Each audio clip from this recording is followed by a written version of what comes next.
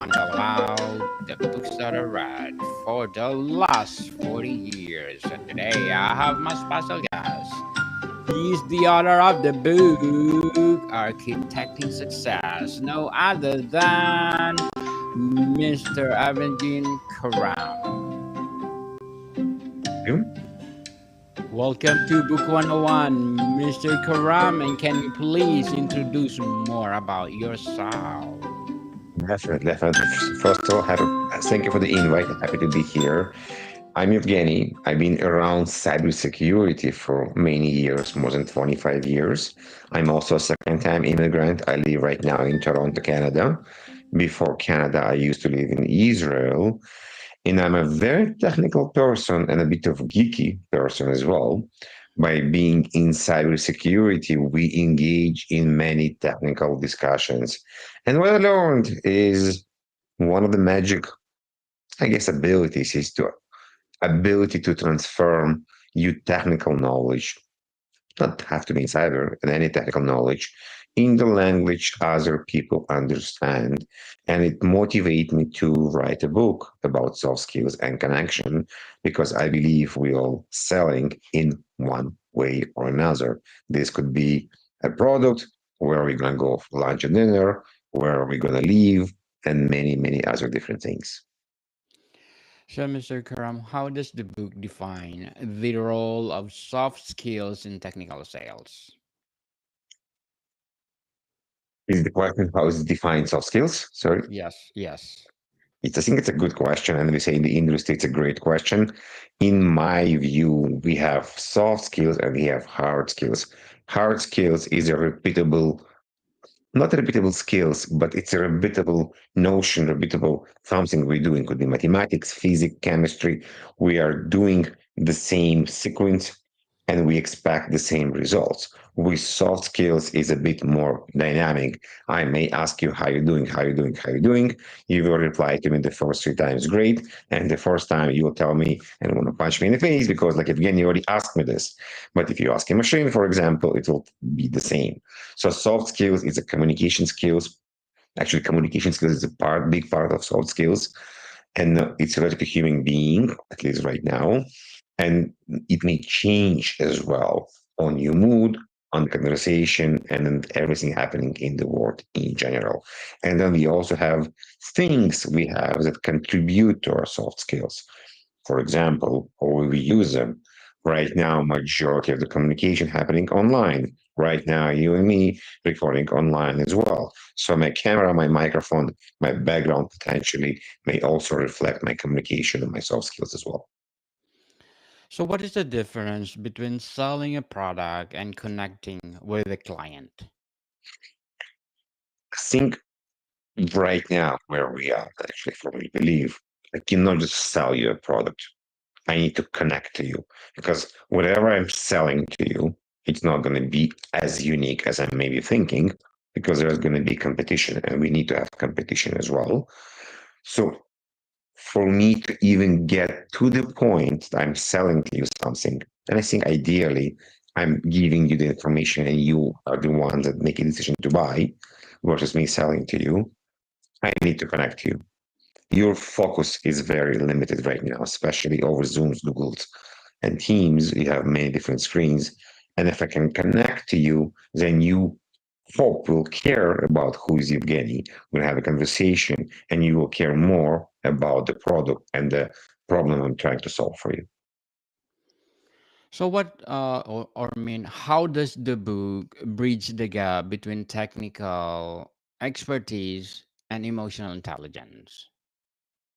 First of all, I provide examples. I provide information. What happened to me? What happened to other people? What are the nuances? What are the things we want to think? Think about them. A professional person need to fix something has a toolkit of different tools, and he will take the tool he needs to start fixing a particular problem. Similar with the book, every chapter designed to help you fix or give you the tools you need to be able to do something, how to connect, how to talk, how to ask questions, what are hooks, how we use hooks, what are reverse hooks, how we improve our voice, what need to be done, why our voice is important, what are some of the nuances in a technical sales we have about leading the customer, understanding the customer, guiding the customers, opening up what's vulnerability, what's curiosity, how do we deal with fear? Why fear is a big motivator, enabler in some cases, but also in some cases preventing us to move forward as well. And definitely, how do we understand how we can be present? Because if I'm an amazing person, but I'm not present, I'm burnout. I will not able to move to the next level. I'm not able to help people. I'm not able to help myself as well. So, Mr. Karam, let's talk about the key soft skills in focus. What is the most important soft skill for a technical salesperson to develop?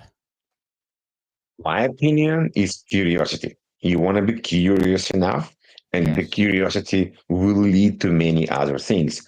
This could be me actively listening to what Daniel's saying, me actively listening and actually be empathetic with what's happening in your life for good and for bad. Curiosity will lead me to maybe become a bit more vulnerable and open up to you as well. So for me, it's definitely curiosity.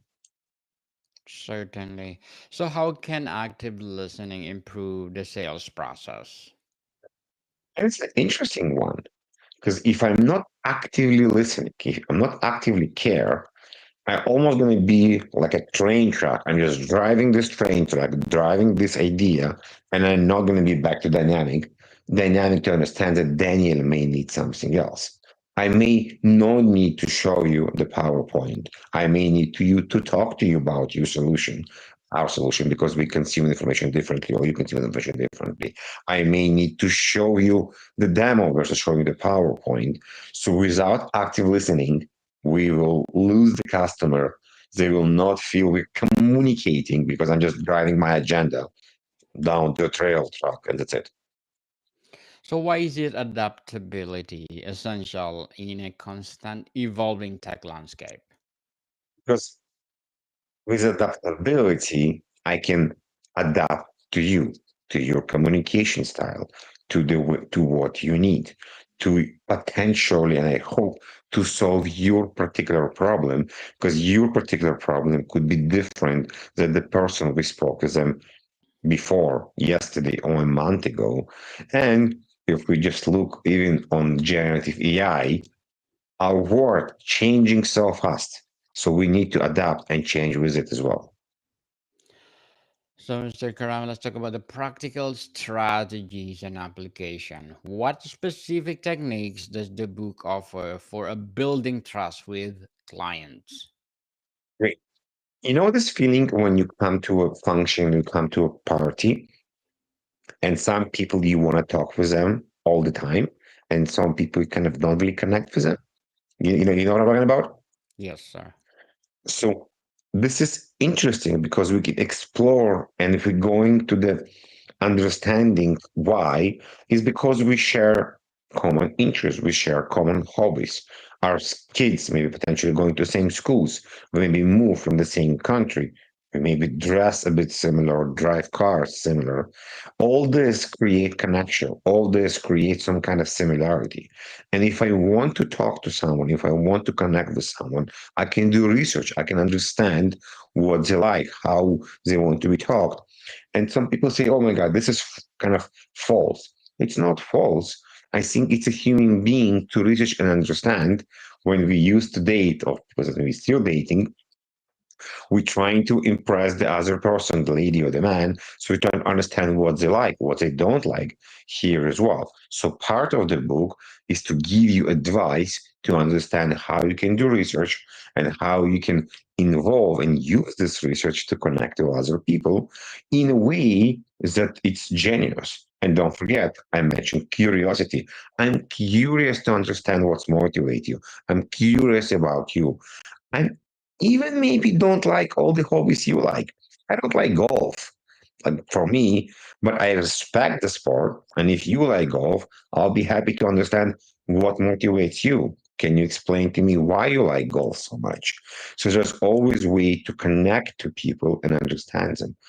Furthermore, there's a lot of advice talking about microphones, video office, how to improve your speech, how to remove filler words, how to be more fluent instead of "Hi, I'm Evgeny. Today we'll talk about the AI." We can understand how to take filler words, make pauses from them, be more fluent, be more energetic as well, and have the ability to communicate better.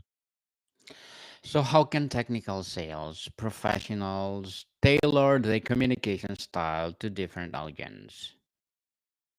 Coming back to active listening, we're understanding what they do, we're combining this with the research, with nuances in how they talk, and we adapt to them, we adapt to what they need to make sure we meet in the middle. And we also, in many cases, ask for guidance. I can ask the customer, Mr. Customer, what's the best way for me to explain XYZ? What's the best way to move this deal forward? Is anything we need in advance? The idea of guidance become also very important, and guidance is a bit part of vulnerability as well, because I need to open up to ask for guidance. Very well said, Mr. Karam. Very well said. So, what are the common mistakes technical sellers make when relying too heavy on data? They think if they're gonna tell you how many XYZ happened or what's happening, that the number will impress you. Or sometimes they use the numbers to scare you. Or sometimes they think the numbers will show something very interesting that the customer will like. And it's not always the case because we are, as a human beings, are very, very different. So relying on numbers may help with typical people. If you're talking to a financial person and you're telling how much money you're going to save them, they will care about numbers. But if you're taking with the engineer or architect, they may care about how the design and how it's going to work in the environment. So, how does the book suggest handling objections or difficult conversations with clients? It's a very touchy and very interesting point because in many cases when people are not happy, we need to give them time, and we need to give them time to express themselves. Then we need to understand why is the objective. Is this because of the price? Is this because there is no need, or because they need something else? And we can explain or give them options how we can potentially overcome their objections and what we can do. So there is a lot of navigations part with the objection.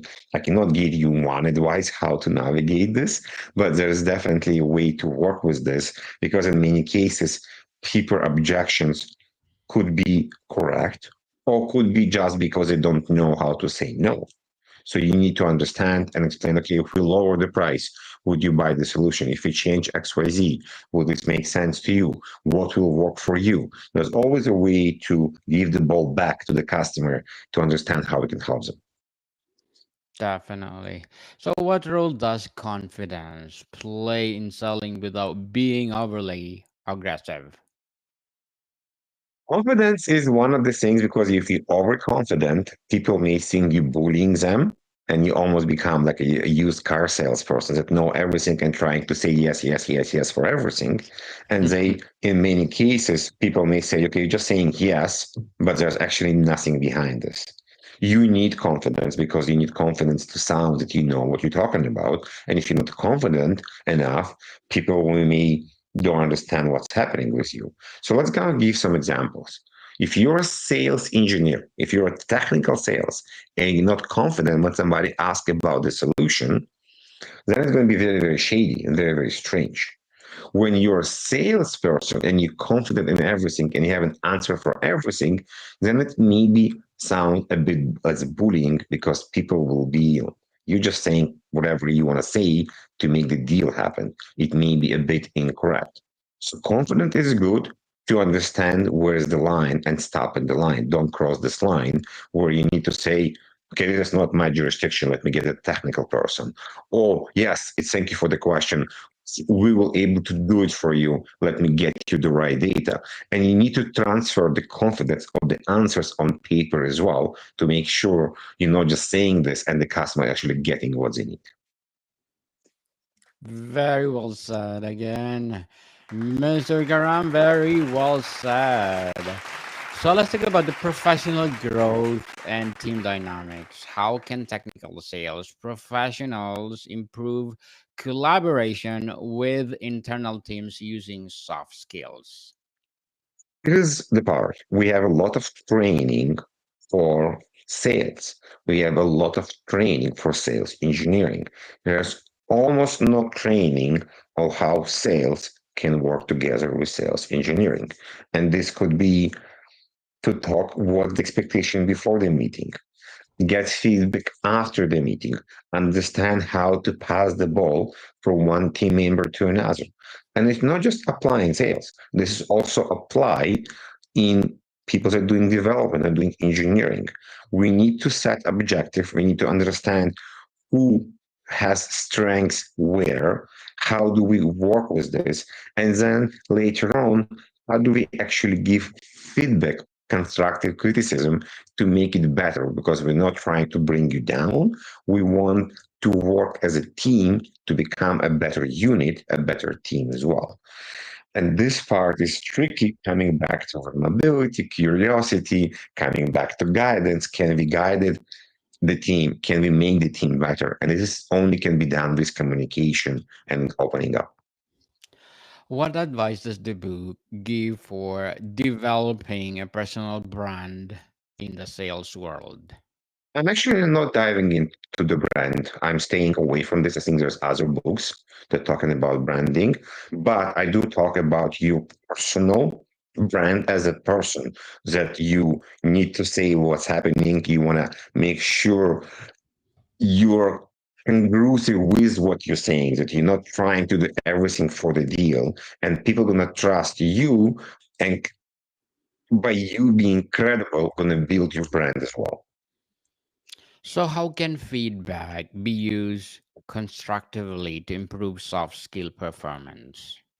Feedback could be, let's talk about presentation, for example. As part of the deals you need to present, the feedback could be you are too fast, you are rushing, you're not giving customer time to ask you questions, you are inside your zone and you're not opening up for other different things.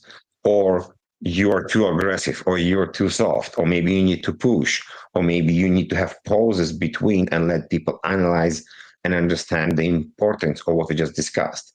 There's a lot of stuff that can be incorporated in a feedback. And in a way, when we have scheduled feedbacks, when we know we're going to review our calls, it's a feedback. It's not kind of a pissing competition, like who's wrong and who's right. So, Mr. Karam, what will be your short term and long term goals in writing? My long short terms is to continue help entrepreneurs, sales, and engineers as well with communication. My long term is to write the next book. There's a couple of ideas debating between helping immigrants like me in technology, or just technology people as well in general in communication. Good luck to your goals, Mr. Karam, and looking forward for more and more empowering books like this to come. So, how can leaders in technical sales foster a culture that values emotional intelligence? There's a lot of one. It's first of all for the leaders. They need to have active listening. They need to listen to what people are saying. They need to build a culture of communication where people can express what they feel and express their vulnerability as well. This way, we can build a feedback mechanism and help people and elevate them to the level where they want to be. And every person will be a bit different. Very well said, Mr. Karam. So, how can leaders, or what do you mean? Yes, I did already ask that one. So, before we wrap up our discussion for today, I'm inviting you to please do listen to my other podcast, Law 101, in its First season, people, first season with Mr. Andy Samachuk. Please do listen to our latest episode. We are talking about Mr. Donald Trump global visa. Please do listen. Food, no, Law 101 wherever you listen your podcast. So, Mr. Karam, what is the long-term impact of mastering soft skills on a technical salesperson's career? Long term, the more AI we have, the more personal communication become critical. So definitely something we need to embrace and learn to do. Yes, embrace the technology, people, and live it and empower it. Mr. Karam, thank you so much for sharing your knowledge to the world. So, can you please invite our listeners to support architecting success? Thank you very much. And please support, please help, please connect on LinkedIn as well. Thank you very much. Yes, people, let's support Mr. Karam because if you support him more and more and more, empowering books to come. So, Mr. Karam, thank you so much for your time. Thank you for inviting me here. Modicon people, see you soon.